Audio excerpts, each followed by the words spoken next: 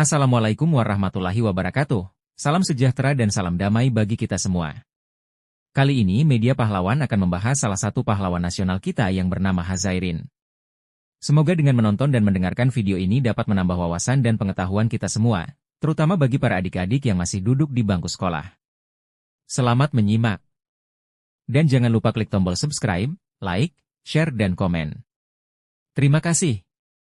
Hazairin, ahli hukum adat. Hazairin dilahirkan di Bukit Tinggi, Sumatera Barat, pada 28 November 1906. Ayahnya seorang guru bernama Zakaria Bahar yang berasal dari Bengkulu, sementara ibunya berasal dari Minangkabau. Sejak kecil, ia telah mendapat didikan Islam yang kuat, terutama dari kakeknya, Ahmad Bakar, yang merupakan mubalik terkenal pada masa itu. Setelah menamatkan pendidikan di Hollands Inlandse School, HIS, Bengkulu pada tahun 1920, Meer Uitgebreid Lagere Onderwijs, Mulo, Padang pada tahun 1924, Algemene Middelbare School, AMS, Bandung pada tahun 1927. Hazairin bersekolah di Rijkskundige Hogeschool, RHS, jurusan Hukum Adat di Betawi, Jakarta. Ia lulus tahun 1935 dengan gelar Master in the Rechten, ML. Setahun kemudian, ia mendapat gelar doktor dengan disertasi mengenai adat istiadat Rejang di Bengkulu yang berjudul Derejang. Hazairin kemudian diangkat menjadi pegawai yang diperbantukan pada Ketua Pengadilan Negeri Padang Sidempuan serta Karesidenan Tapanuli, Sumatera Utara. Ia juga mendapat tugas dari pemerintah Hindia Belanda untuk meneliti hukum adat Tapanuli Selatan, dari tahun 1938 sampai 1942. Ia menuangkan karya dari tugasnya selaku peneliti adat istiadat Tapanuli Selatan yang diberinya judul De Gevolgen van de Huwelijksondbieding in Zuid Tapanuli, akibat perceraian perkawinan di Tapanuli Selatan, 1941, dan Reorganisatie van het Rechtswen in Zuid Tapanulis, reorganisasi hukum di Tapanuli Selatan. Masyarakat Tapanuli pun memberinya gelar Pangeran Alam Shah Rahab atas kepeduliannya pada adat istiadat Tapanuli Selatan. Setelah Indonesia merdeka, berbagai jabatan pernah diampu Hazairin. Ia pernah menjabat Ketua Pengadilan Negeri Tapanuli Selatan, Ketua Komite Nasional Indonesia, KNI, anggota Pusat Pemerintahan Tapanuli, Bupati Sibolga, dan Residen Bengkulu merangkap Wakil Gubernur Militer Sumatera Selatan.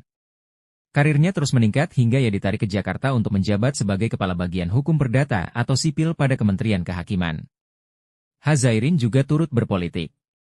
Ia ikut mendirikan Partai Indonesia Raya, PIR, yang merupakan pecahan dari Partai Nasional Indonesia, PNI. Ketua PIR ketika itu dijabat Wongsonegoro, sementara Hazairin menjabat Wakil Ketua 1. Kepakaran, ketokohan, dan jabatannya selaku salah seorang petinggi partai membuatnya terpilih untuk duduk dalam Kabinet Ali Sastro Amijoyo yang pertama, dari tanggal 30 Juli 1953 hingga 12 Agustus 1955, sebagai Menteri Dalam Negeri. Tugas utama yang diembannya adalah mempersiapkan pemilihan umum pertama di Indonesia. Ia kemudian mundur dari dunia politik dan menekuni dunia pendidikan sehingga kemudian lebih dikenal sebagai ilmuwan pendidikan dibanding politikus. Setelah tidak lagi menjabat menteri, Hazairin diangkat sebagai pejabat tinggi yang diperbantukan pada Kementerian Kehakiman serta Kementerian Pendidikan Pengajaran dan Kebudayaan sebagai guru besar ilmu hukum di berbagai perguruan tinggi. Mengajar di Universitas Indonesia, Universitas Islam Jakarta, Akademi Hukum Militer, dan Pendidikan Tinggi Ilmu Kepolisian. Ia juga menjadi Ketua Yayasan Universitas Islam Jakarta sekaligus sebagai yang dijabatnya hingga tahun 1960.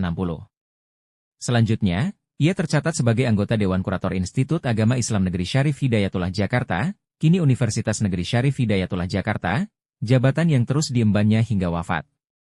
Selain itu, pada tahun 1962, ia juga turut membidani lahirnya Majelis Ilmiah Islamiyah dan ditunjuk sebagai ketua. Hazairin dikenal produktif menuangkan gagasannya ke dalam buku. Setidaknya ada 17 karya tulisnya di bidang hukum, diantaranya Derejang, 1936. De Gevolgen van de Huwelijksondbieding in Zuid Tapanuli, akibat perceraian perkawinan di Tapanuli Selatan, 1941, Reorganisatie van het Rechtswen in Zuid Tapanulis, reorganisasi hukum di Tapanuli Selatan, pergolakan penyesuaian adat kepada hukum Islam, 1952, hukum keluarga nasional, 1962, hukum kewarisan bilateral menurut Al-Quran dan Hadis, 1958, hendak kemana hukum Islam, 1960, Hadis Kewarisan dan Sistem Bilateral, Indonesia Satu Masjid, perdebatan dalam Seminar Hukum Nasional tentang Farail, hukum pidana Islam ditinjau dari segi-segi, dasar-dasar, dan asas-asas tata hukum nasional. Demokrasi Pancasila, 1970, Negara Tanpa Penjara. Karya terakhirnya adalah tinjauan mengenai UU Perkawinan Nomor 1 Tahun 1974. Hazairin, ahli hukum Islam sekaligus hukum adat pertama dari kalangan putra Indonesia itu, wafat di Jakarta pada tanggal 12 Desember 1975. Jenazahnya dikebumikan di Taman Makam Pahlawan Kalibata, Jakarta. Atas segala jasa dan pengabdiannya bagi negara, pemerintah Indonesia menganugerahinya Bintang Satya Lencana Widya Satya, Bintang Gerilya Bayangkara kelas 3, dan Bintang Kartika Eka Paksi kelas 3. Nama Hazairin juga diabadikan untuk nama universitas di Bengkulu.